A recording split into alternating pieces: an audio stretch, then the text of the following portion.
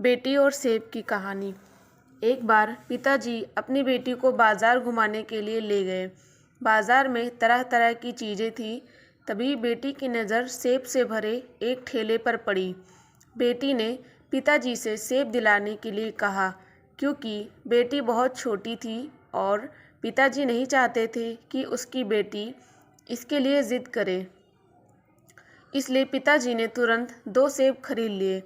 तुरंत ही बेटी ने दोनों सेब अपने एक एक हाथों में ले लिया।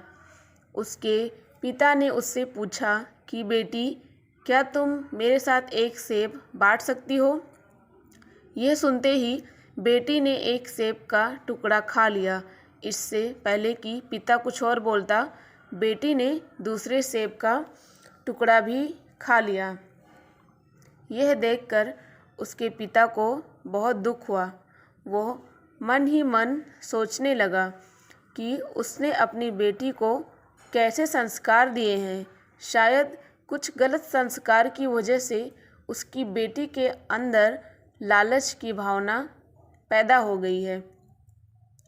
पिता मन में इस प्रकार की बातें सोच ही रहा था कि बेटी ने उसकी तरफ एक सेब बढ़ाते हुए कहा कि पापा, आप यह सेब खाइए, ये बहुत ही मीठा और रसीला है।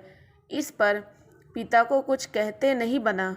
उसे बहुत ही बुरा महसूस हो रहा था कि उसने बिना कुछ सोचे समझे अपनी बेटी के बारे में गलत राय कैसे बना ली। हालांकि वह अपनी बेटी का यह प्यार देखकर बहुत खुश भी था, लेकिन उसे पछतावा भी हो रहा था।